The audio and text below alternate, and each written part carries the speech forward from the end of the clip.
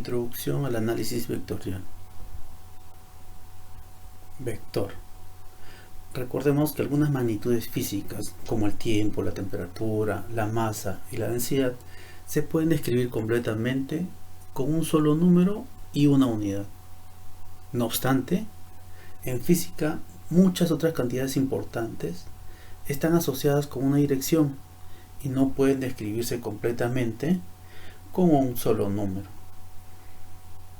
Muchas veces en nuestra vida cotidiana existen una serie de situaciones que muchas veces, por su frecuencia y simplicidad, pasan desapercibidas por la mayor parte de la gente.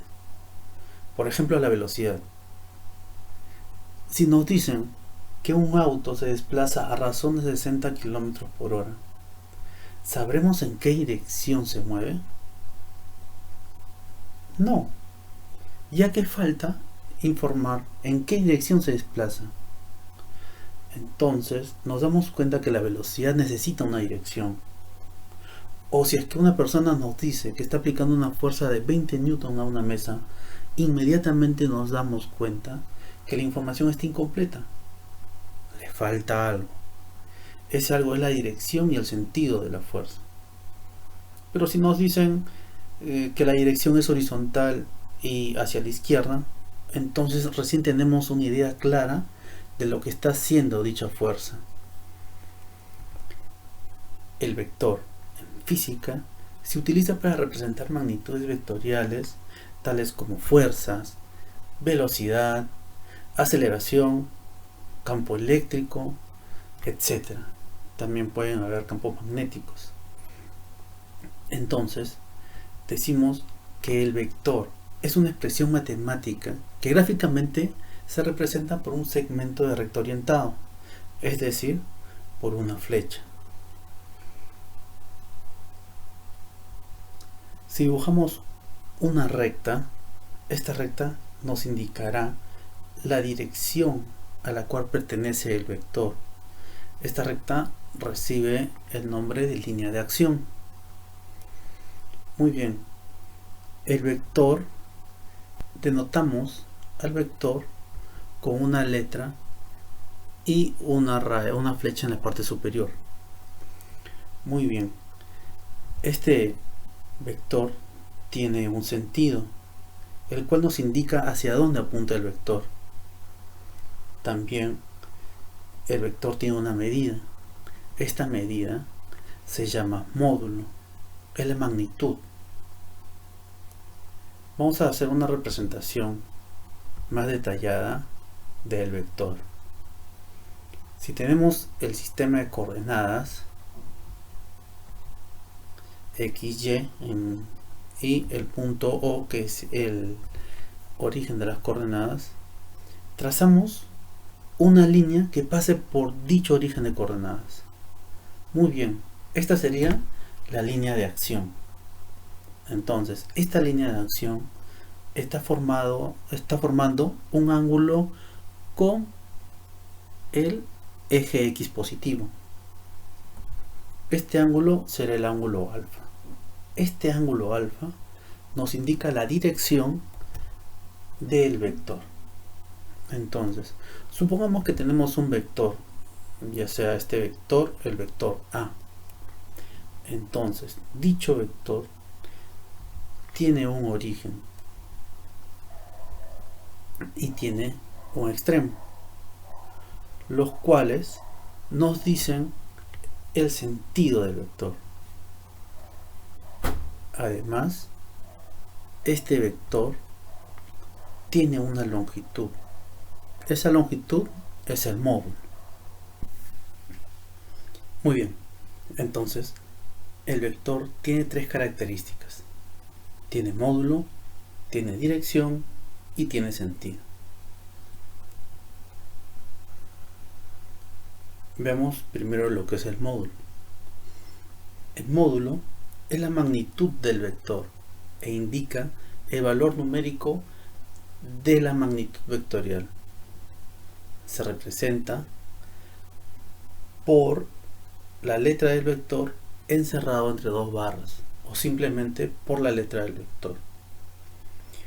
Realicemos una representación del vector dentro de una malla cuadrada.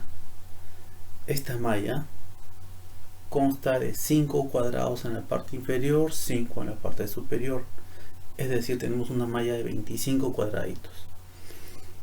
Cada lado mide una unidad.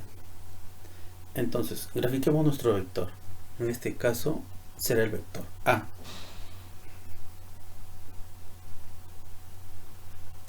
Para hallar el módulo de este vector se emplea la fórmula de Pitágoras. Observamos que en la horizontal este vector tiene una longitud de 3 unidades, mientras que en la vertical el vector tiene una longitud de 4 unidades. Entonces, reemplazando estos valores en la fórmula de Pitágoras, obtenemos que el módulo del vector A es igual a la raíz cuadrada de 3 al cuadrado más 4 al cuadrado. Desarrollando, tenemos que el módulo del vector A es igual a 5 unidades. Bien, dirección y sentido. La dirección y sentido de un vector está definido por el ángulo que forma con el eje horizontal, o en otras palabras, con el eje X positivo. Grafiquemos el eje horizontal, en el cual el punto de origen será el punto O. Justo en el punto de origen vamos a graficar los vectores, en este caso los vectores A y los vectores B. Estos vectores forman ángulos con la horizontal. A forma un ángulo de 60 grados y el vector B forma un ángulo de 70 grados. Entonces nos dicen que la dirección y sentido está definido por el ángulo que forman con el eje horizontal. Entonces el ángulo que A forma con el eje horizontal lo vamos a llamar alfa, mientras que el ángulo que forma el vector B con la horizontal lo llamaremos beta. Muy bien. Entonces, cuando nos pregunten cuál es la dirección del vector A, diremos una dirección de 60 grados, mientras que para B tendremos una dirección de 110 grados. ¿Pero por qué 110 grados? Recordamos que en una recta el ángulo completo es de 180 grados. Entonces 70 más 110 es 180. Recordemos que el sentido del vector está determinado por la punta de la flecha. Muy bien. Veamos lo que son tipos de vectores. Tenemos los vectores coplanares. Son los vectores que se encuentran en un mismo plano. Es decir, si tengo un plano P y tengo vectores contenidos en él, no importa la dirección que tengan, a estos vectores se les llama vectores coplanares. Ahora, los vectores concurrentes son vectores cuyas líneas de acción se interceptan en un mismo punto. ¿Qué quiere decir? Veamos, si tenemos tres vectores, vamos a llamar vector A, vector B y vector C.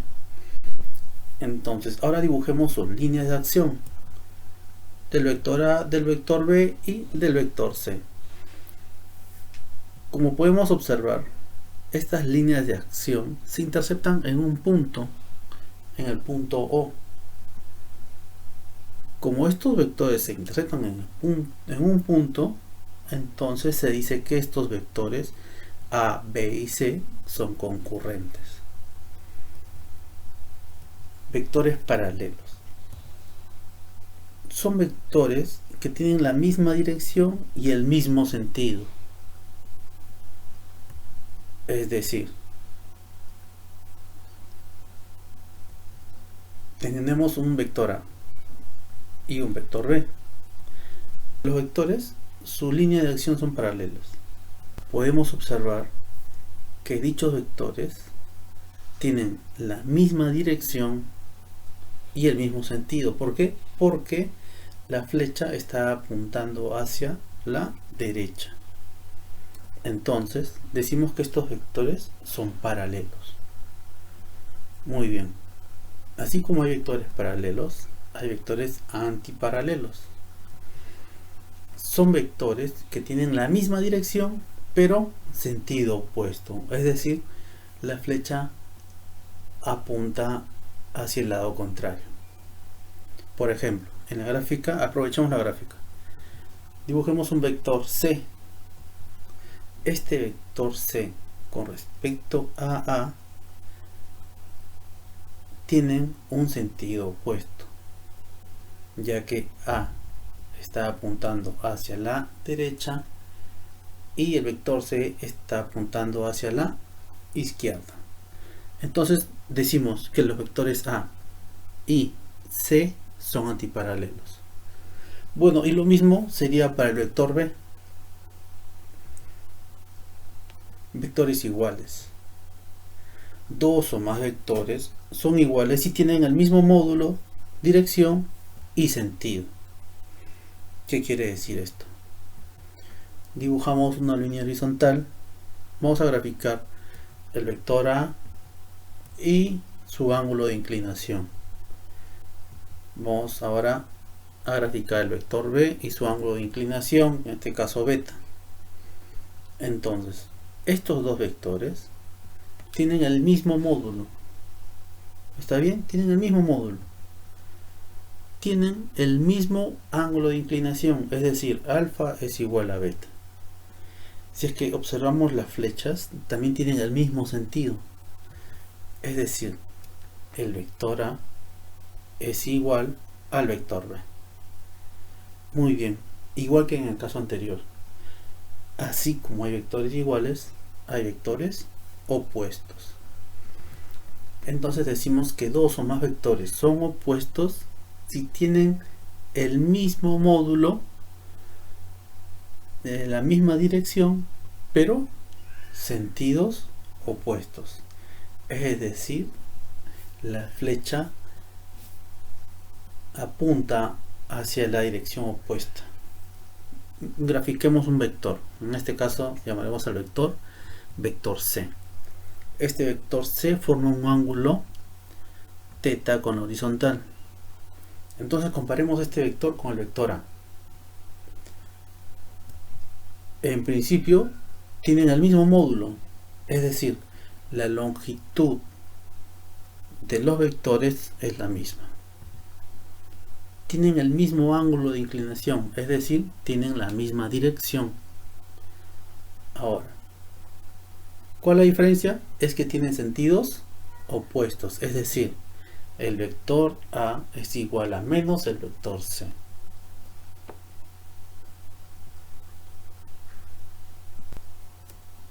Adición de vectores. Una adición vectorial o suma vectorial consiste en encontrar un único vector que sustituya a todo un conjunto de vectores. A este vector se le suele llamar vector suma o resultante. En nuestro caso le llamaremos resultante. Adición de vectores paralelos. El módulo de la resultante es la suma de los módulos de los vectores. El módulo de la resultante es la suma de los módulos de los vectores. Veamos. Tenemos un vector A y un vector B, ambos con la misma dirección y sentido. Entonces podemos representar la resultante como la suma de los dos vectores.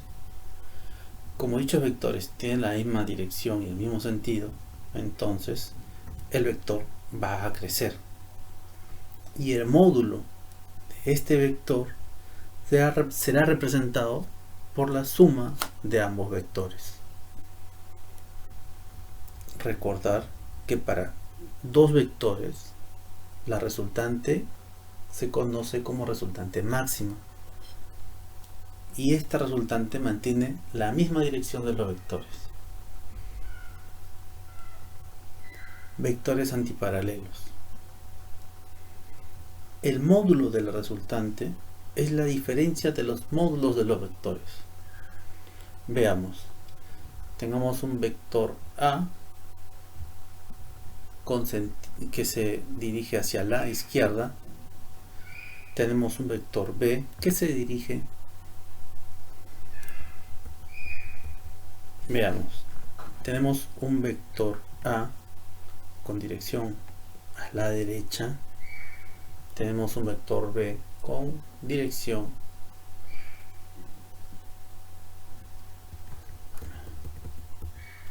tenemos un vector A que se dirige hacia la derecha,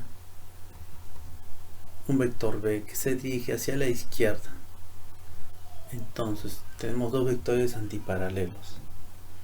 La resultante será la suma, el vector resultante será la suma de estos vectores. El vector, como es de suponer, será de menor longitud.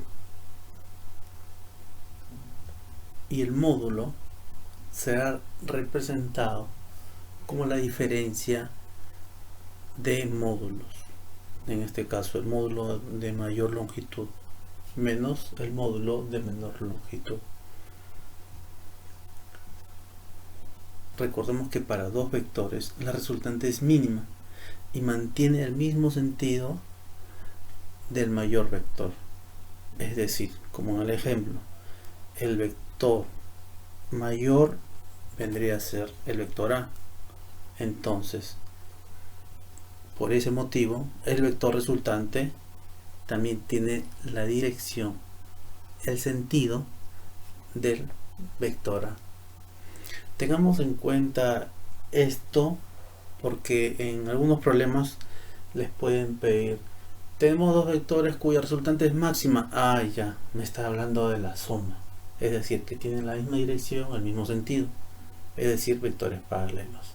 O si me dicen la resultante de dos vectores, la resultante mínima de dos vectores, nos está dando a entender que están hablando de dos vectores antiparalelos.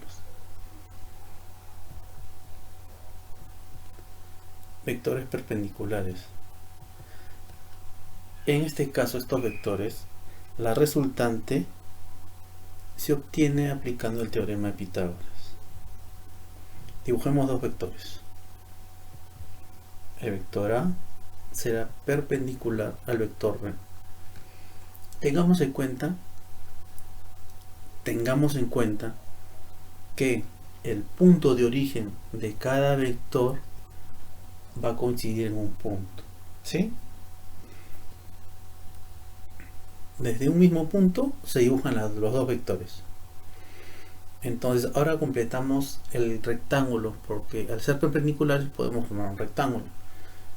Ahora, la resultante vendrá a ser la diagonal desde el punto de origen de los vectores hacia el otro extremo, como vemos en la gráfica. Ese sería el vector resultante, cuyo módulo será representado como la raíz cuadrada del módulo de A al cuadrado más el módulo de B al cuadrado. Vamos a ver un par de ejemplos. El primero, calcular el módulo resultante, es decir, la suma de los vectores A, B y C. Y es más, no dicen que son colineales. Ese es un detalle que me estaba olvidando. Cuando hablen de vectores paralelos y antiparalelos, nos están dando a entender que estos vectores son colineales, ¿sí? Entonces, cuando hablen de vectores paralelos o antiparalelos, también implica que sean colineales. Es decir, están contenidos en una misma recta. Muy bien, nos dicen que el módulo del vector A es 6, el del vector B es 4 y el vector C es 1. todos se están sobre una línea horizontal, el sentido del vector A y del vector C es hacia la derecha, el sentido del vector B es hacia la izquierda. Entonces, aquí debemos tener en cuenta una convención de signos. Si el vector está dirigido hacia la derecha, se antepone el signo más. Y si es que está dirigido hacia la izquierda, se antepone el signo menos. Entonces, el módulo de la resultante será igual a más A menos B más C. Reemplazando los valores de los módulos, tenemos que es más 6 menos 4 más 1. Operando, 6 menos 4 es 2, más 1 es 3. Entonces, la resultante será, el módulo de la resultante, que es lo que nos piden, será 3 centímetros. Ahora nos piden calcular la resultante de los siguientes vectores perpendiculares, cuyos módulos son 4 unidades y 3 unidades. Tenemos que la resultante se calcula ¿por qué? Por el teorema de Pitágoras. Entonces podemos escribir la resultante como la raíz cuadrada del módulo de A al cuadrado más el módulo del B al cuadrado. Reemplazando los datos, tenemos que la resultante es igual a 5 unidades.